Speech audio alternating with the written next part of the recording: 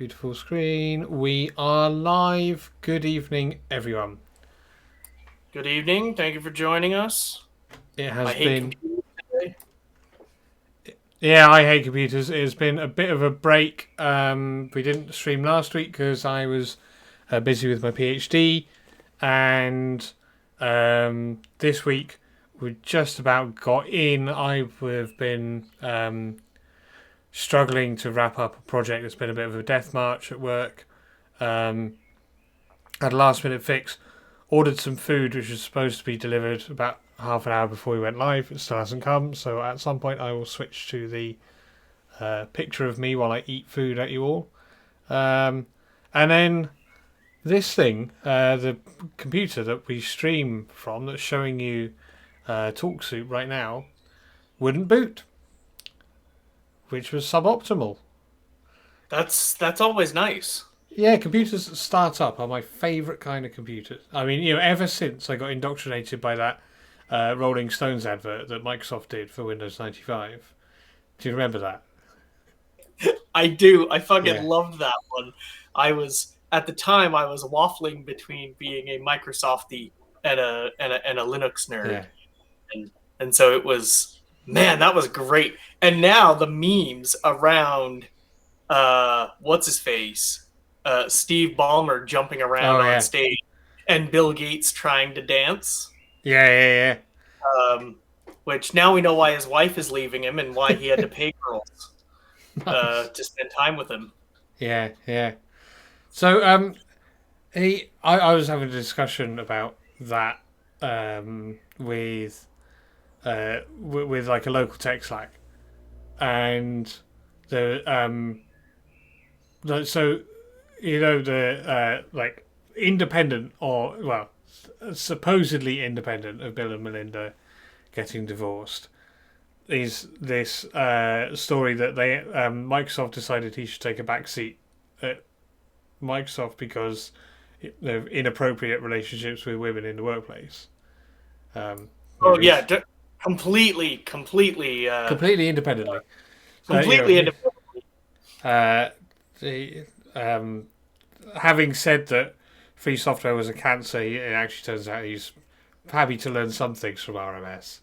And uh, but so yeah, I was talking with this guy, and he thought like it was about well, I don't know what he thought it was about, but I said that anyone who enters into like a relationship with a subordinate in the workplace is is abusing their power. Like no matter how like sort of honest the intentions of the people involved, there is a power relationship that is in place at work that is also going to be that impacted by this personal relationship. And hi, Amiga Gamer 1200. Nice to see you. Um, Hello. and he said, "Well, like it's only like one relationship." I was like, "No, his wife was a subordinate at Microsoft. He was a CEO. She was product manager for Microsoft Bob, and look how that turned out. Right. Product His marketing entire manager. Sorry. marriage his entire marriage was the product of an inappropriate relationship with a Exactly. woman at Like his workplace. yeah." And they finally decided to do something about it after the second one, it seems. Yeah, because there were definitely only two.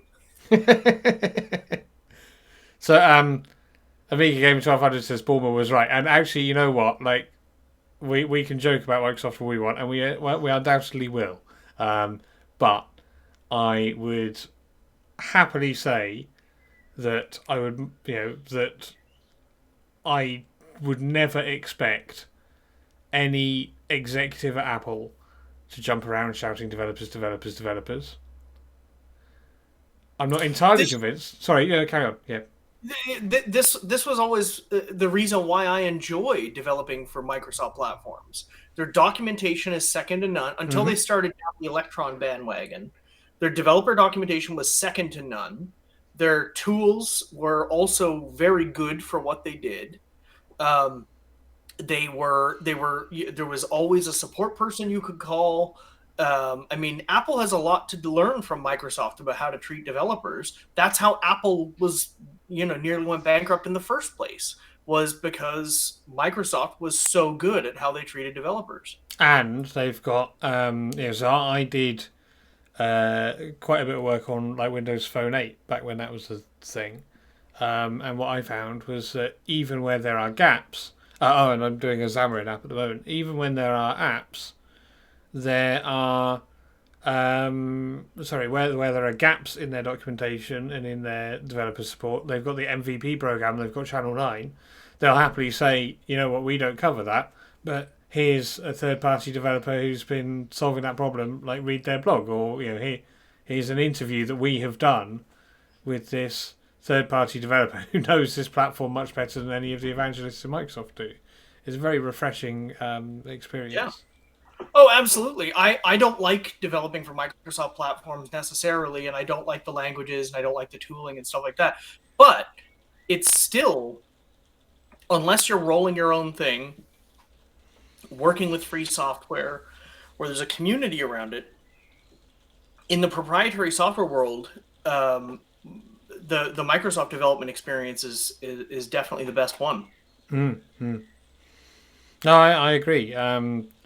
Like there are probably niche companies who do a bit more support, like maybe like Erlang Solutions have a bunch of consultants that like literally do staff augmentation on your project with you. I'm pretty sure that Eiffel would as well. But if you are going to either of those companies, you are already like in the defense industry and just like trying to throw away taxpayer money as fast as you can. You've got a load of money to burn on it. Like if you are just a person with long hair and jeans who wants to like make an app, then Microsoft will help you way more than Apple or Google will. There's my food. I'm going to mute for a second. That sounds great. So we're continuing the tradition of Graham ordering food just before the stream and having it show up just on time, or sometimes late, which is no longer my fault. At one point, it was because of a company that I worked at that provided the delivery service, and they did so poorly. But now we get to continue the streaming tradition. In Sweden, people eat um, at like 5 or 6 o'clock, but it's more typical in the UK to eat a bit later, I think, because you need to fit that pub time in, and Swedes only do their pub time on the weekend. Yeah. So what happened was that I like not normally on stream day I would eat or aim to eat well before the start of the stream, and often do. It has occasionally failed. On this occasion, I got in literally just before like our previous start time of 7, and then discovered that a place that said they could deliver within 20 minutes. So I got in about 10 to 7, ordered food that had a 20-minute lead time, and it came an hour later. And so here we are. So And you got in at 10 after 7 because because I'd been in Oxford in a meeting with one of my project teams. oh, I thought you were at a pub. I was in a meeting in Oxford in a pub. Right. Okay, that's what I said. I'm not sure if you had your headphones on at that point. No. I said in Sweden people eat earlier, and in the UK people tend to eat later because they're already in the pub. Yep, I was actually in the pub. So apologies. I'm just going to turn my camera off for the shit talking phase while we talk shit and I eat sesame prawn toast. I'll try and save the main course for after the stream. So Amiga Gamer 1200 would have eaten in the pub. This one only really had like bar snacks. So there were chips and there were or fries for the American audience, and there was stuff that wasn't very satisfying. Yeah, maybe if you had proven your vaccination, you would have got access to the kitchen. Or maybe they haven't opened the kitchen yet because you haven't drank your 128 pints. Exactly. Yeah. So And there was a news story in the UK a couple of weeks ago that said that in order to make up for the shortfall in the sort of hospitality sector, every adult in Britain would have to drink 128 pints in the quarter in which the pubs opened to make up for the losses during the times during which they were closed. At which point, 120 pints in a quarter is yeah, not. every Briton just said challenge accepted. How many do I have remaining? Well, probably fewer bits than 7. you know, probably 6 or 5 bits. I think I said on this stream, it might have been the other one last week, that I'm not the only time I've ever been to the UK and have only been to one pub in a day was when I was staying with you. And That's only because so, we tend to talk so much we don't need to move.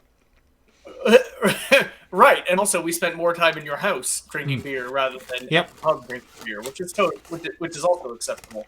That's how I prefer it anyway.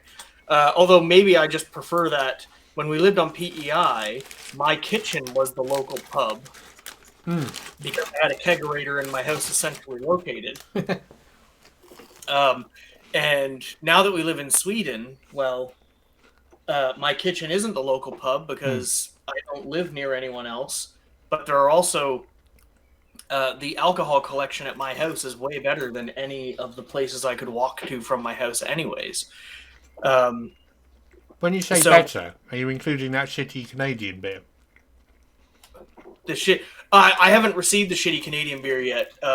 So for those of you that follow me on Twitter, you will be aware that I have started the process of trying to order Alexander Keith's, which I'm from Halifax, Nova Scotia, and Graham's eating. I can tell the story.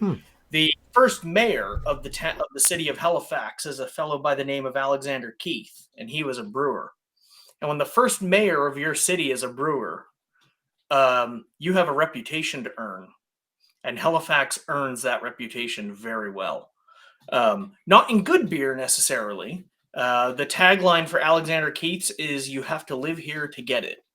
And so, but because I live in Sweden, there's a liquor monopoly, and the liquor monopoly, because they're a monopoly, they are obligated to import whatever you ask for.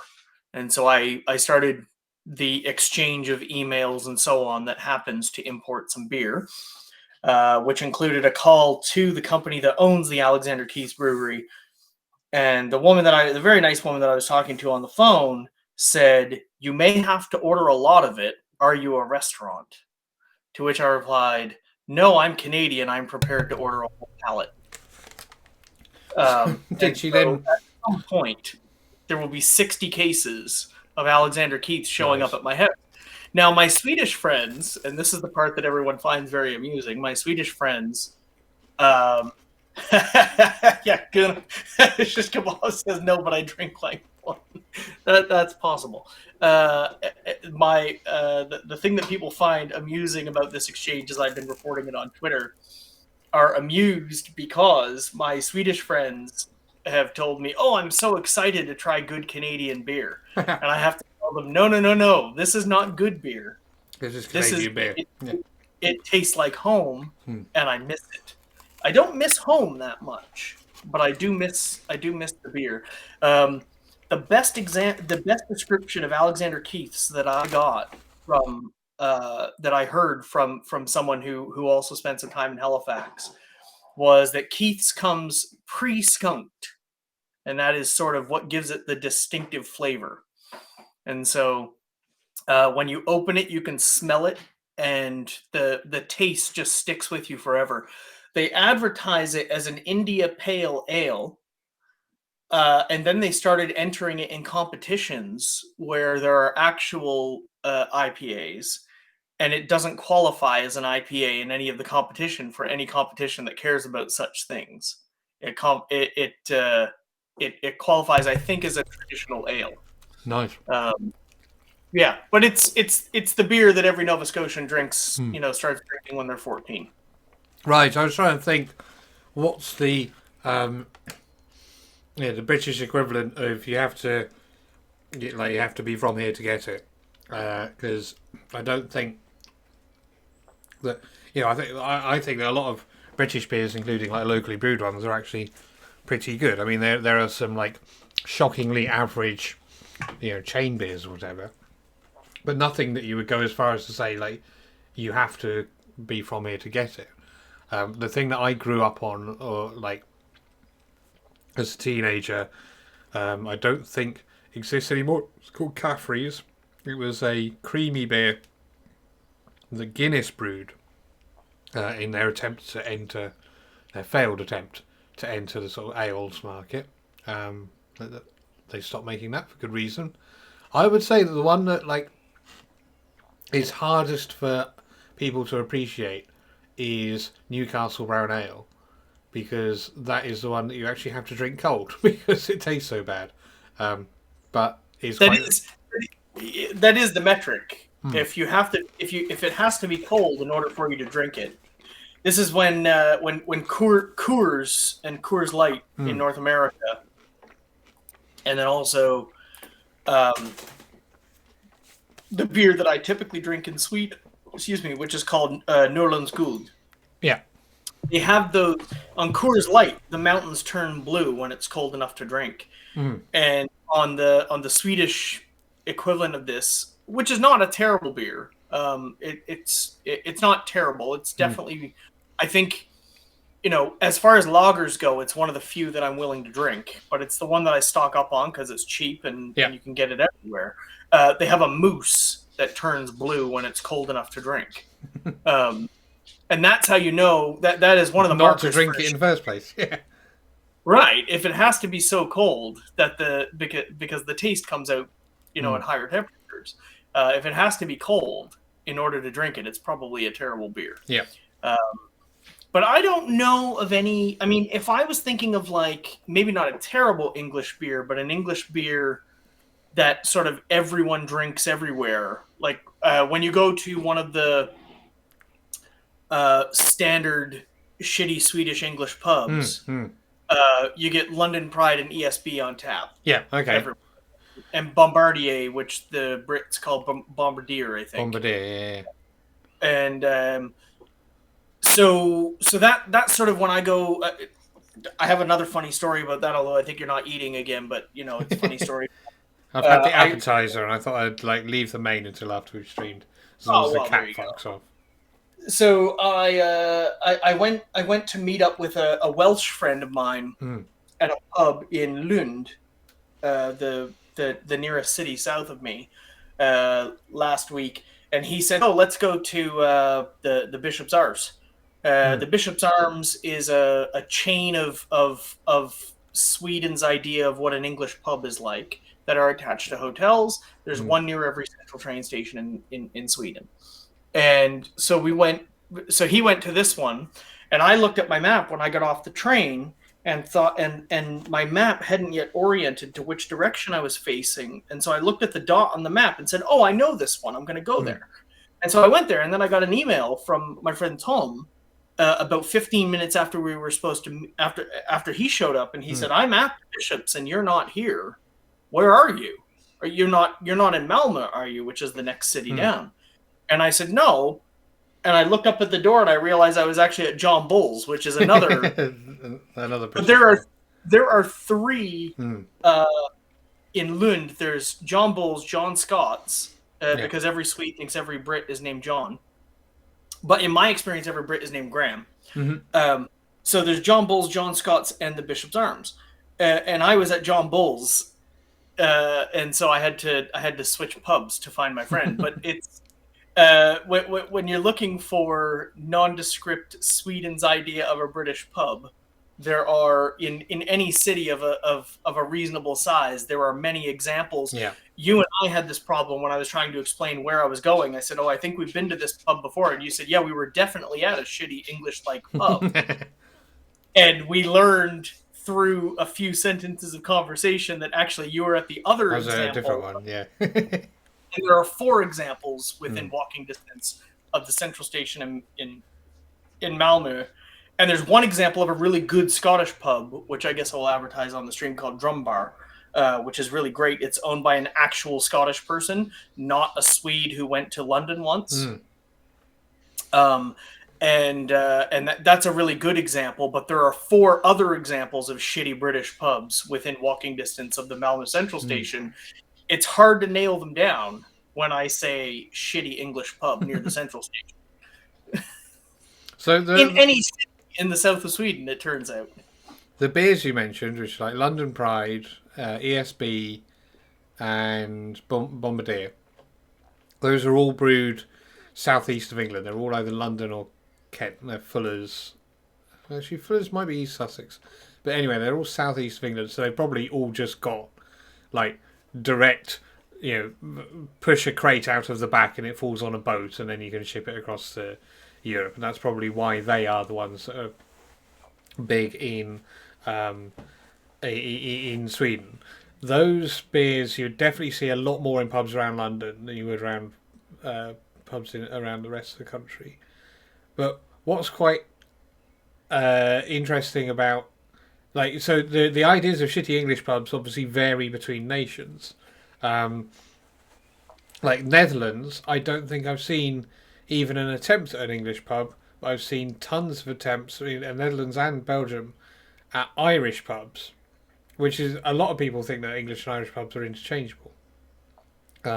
Switzerland, not even close. No, not indeed. even close. We do shitty versions of both in Canada. Yeah, but you have people who are more Irish than Irish people in Ireland are, and more Scottish. But not nearly as Irish as the Irish Americans. No, indeed. Indeed. That have never been. So America, like, in fact, specifically Silicon Valley, has some of the worst examples of English-style pubs. I'm thinking particularly of the Rose and Crown in Palo Alto and the Duke of Edinburgh in Cupertino. I've been to both of those, and they are both terrible. Yeah. But the beer is surprisingly good, because like if you go to San Francisco and you go to a British pub, you'll get offered Guinness, which obviously isn't British. I mean, Arthur Guinness was from London, but the company is Irish. You would get Bass Red Triangle, which is like the blandest, shittest beer that Britain has to offer. And weirdly, you would get Newcastle Brown Ale on tap. You can't get that in the UK. You can only get it in bottles because it has to be refrigerated because it's so bad.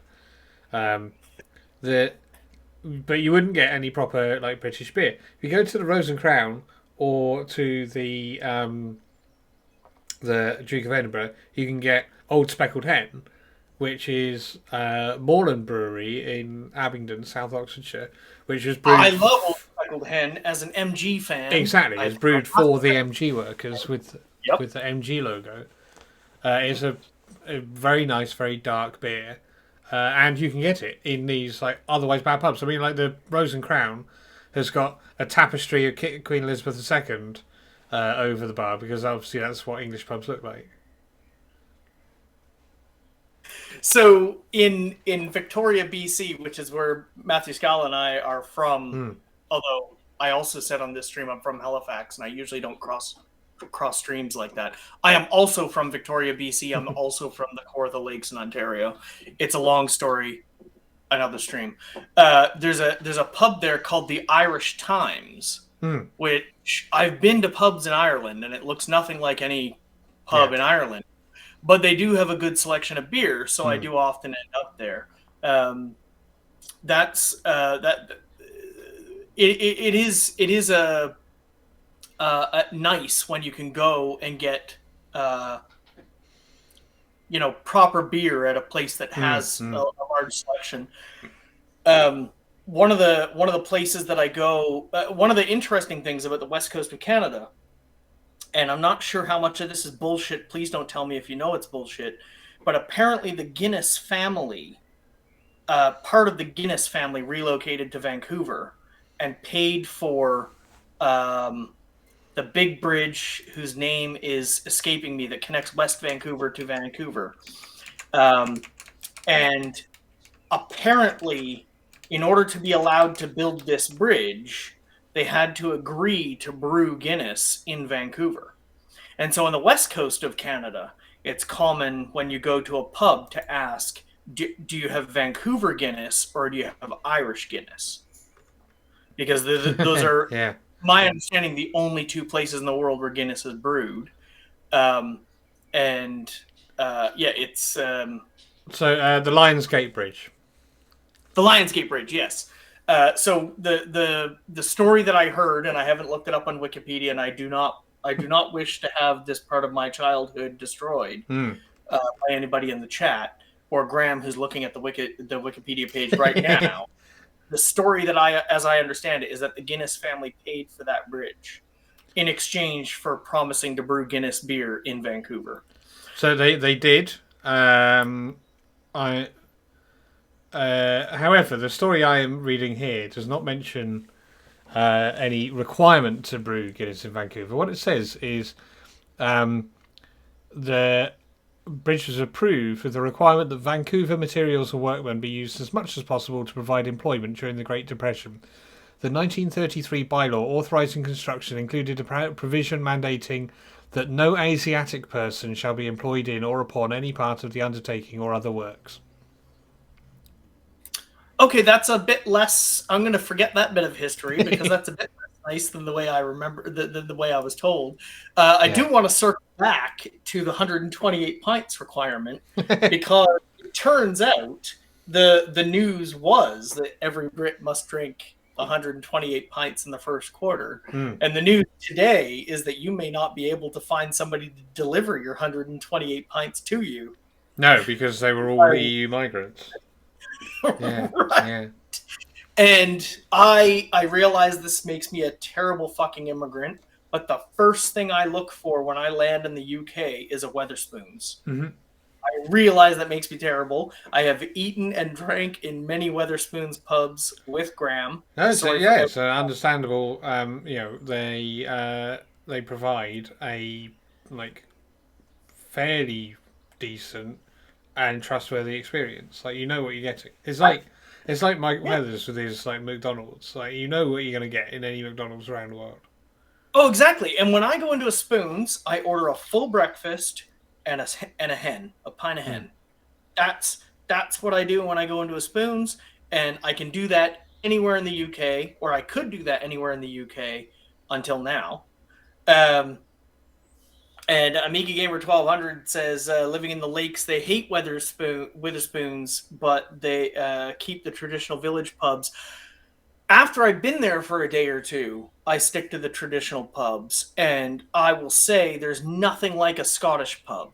A Scottish pub is the best. My favorite pub in the entire world is Dagda in Edinburgh, which is the side dining room with bar, and you just stand around a table and drink your pints, and it's fan-fucking-tastic. I love it.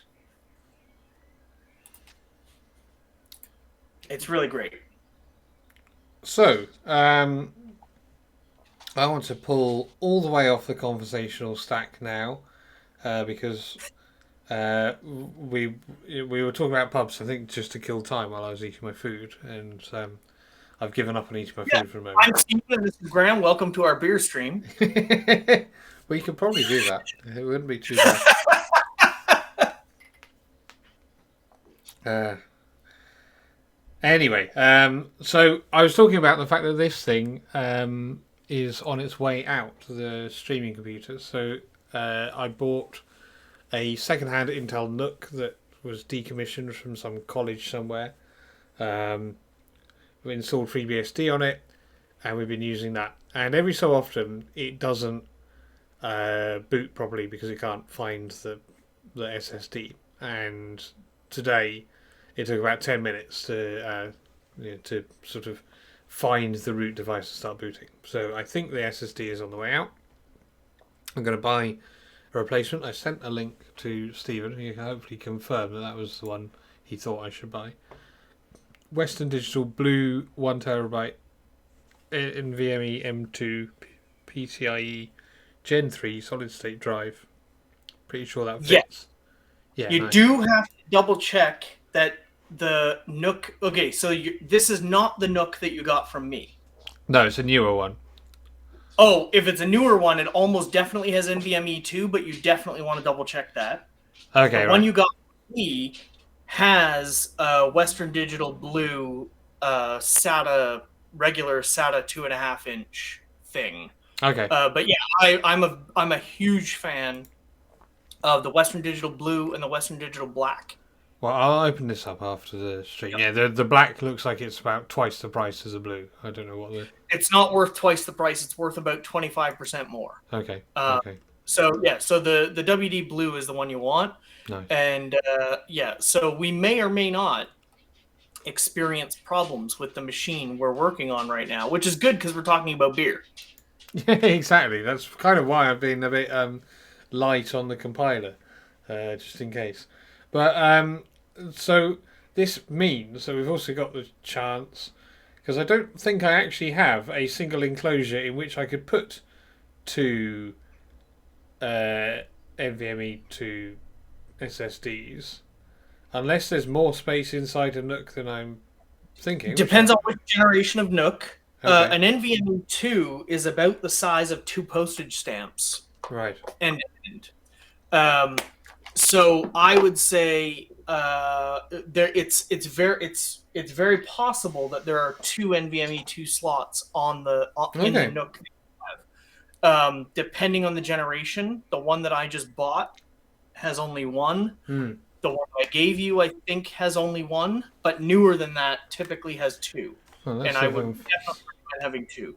See the model number on here. Oh, it's got a Windows license. You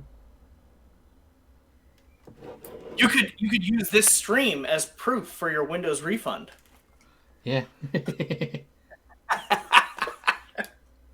you go.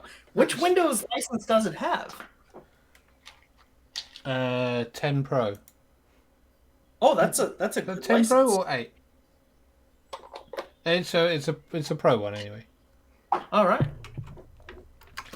Yeah, so I assume that's the model number, Nook 5 PPYH.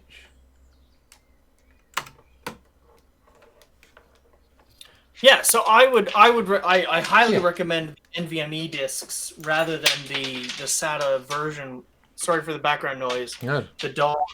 Well, I thought it was when I was on calls, but now dog shows up, I think, when she hears Graham's voice for treats. Oh, interesting.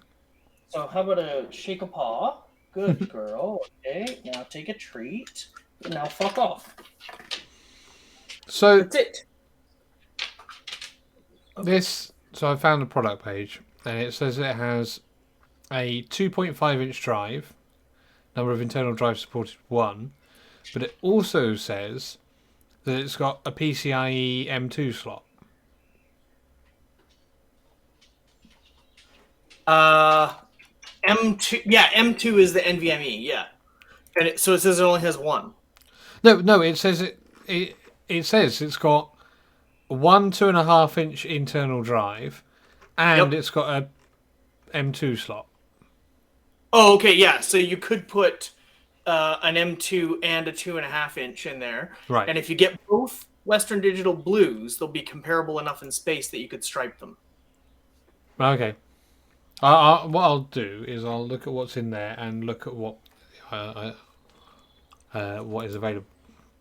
Because anyway, where I was going with this seems to me a good opportunity to like nuke the development environment and start again. Particularly as I keep fucking up FreeBSD every time I touch it.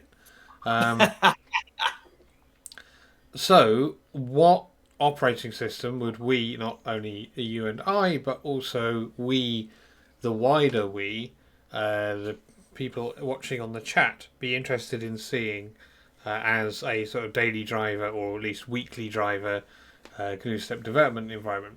Stephen, do you want to go first while the chat people are angrily typing into the comments field? Yes.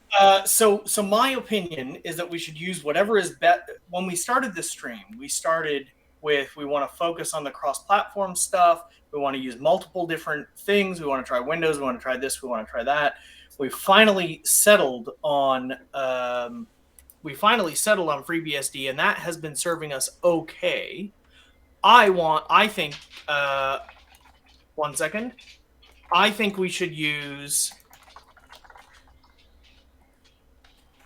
whatever is best supported by GNUstep, since we seem to have settled on just do it on GNUstep and deal where the and figure out where the cards fall afterward. So FreeBSD I think is a fine option. If GNUstep is best supported on Ubuntu, that might be a reasonable solution.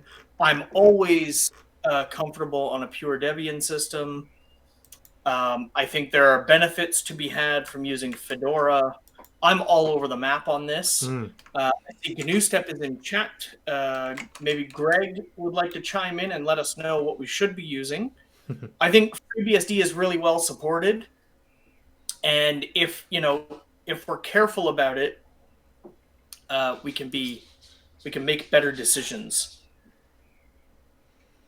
Yeah, I really think that there is a argument. If we stay on FreeBSD, then the next time we go, oh, what we need to do is make a change to the library, to GNUstep GUI or GNUstep back or whatever. That is the point at which we actually set up a jail and start developing on the library inside a jail, so we don't screw up the libs for everything else on the system. But that we could do that equivalently with Snap on a Linux platform, or Docker, or Singularity, or any of those things. Or just with a chroot on Linux, for that matter. Move01 makes a good point that the Debian and derivatives are well supported because there's a good install script. And that's been my reason for not using Debian in the first place is because depending on which release of Debian you're on, you don't necessarily have up to date GNUstep packages. And our first project, anti-RSI, we were actually sort of making changes to libraries on top of master. So having to move from Debian traditionally has reasonably up to date packages, but based on GCC, and we were using Clang and blocks and all new hotness, and so going off piste seemed like a difficult proposition. Yes. In another window, I'm being dragged into an emergency. Okay. And so I would actually really appreciate piecing out in 5 minutes. Okay, sure. Possible. Well, in that case, this will be the discuss what we do and which beer we drink while we do it stream, okay. Which will end in 5 minutes. So, okay. I am much more I have two. I have two different brain stems that have two different thoughts. One is the thing that you said, let's just go for the one where all of the modern stuff works really well, and FreeBSD is that. And FreeBSD or OpenBSD, I would be happy with either. The other is going the sort of avant-garde, grow my RMS beard route, and pick something like Geeks, and just go, even if it doesn't work on Geeks, make it work on Geeks, or. I have a lot of I think that Geeks is actually a good choice, even though it didn't come up in my original list, because I thought it was maybe too much work. I think Geeks is a really good choice because I think it's a good permanent home for GNUstep type things, and I think that Geeks offers a lot of really great things. that allow us to sort of snapshot and move between versions and things like that. So,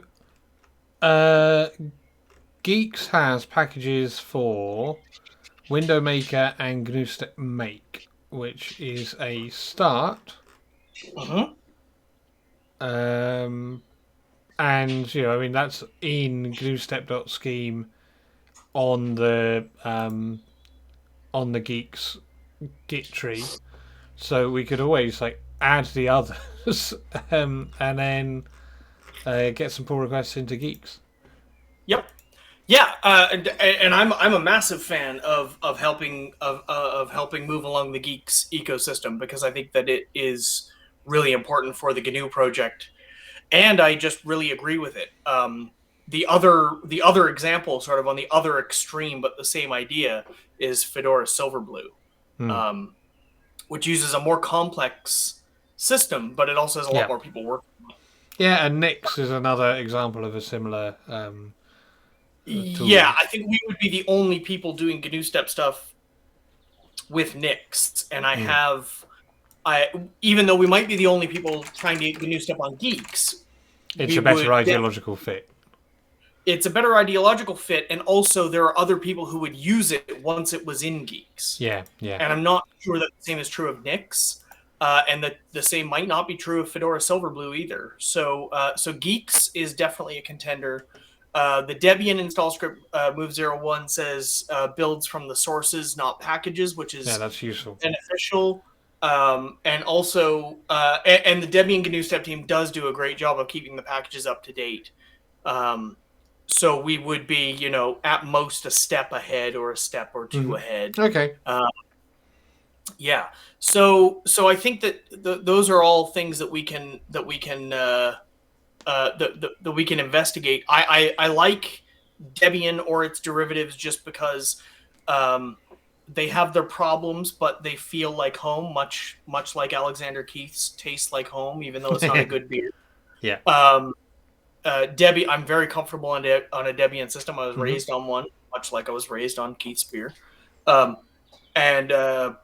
And also Geeks, I think, is a really good fit as well. So that's something worth looking into. And if you order the SSD, then we have a clean slate. Yeah. So we might, you might come back to a flaming wreckage next week. You might come back to GNUstep on the herd. That was definitely something that Ricardo Matola wanted to. I would love to see that. Yeah, he wanted to demo it. I have got.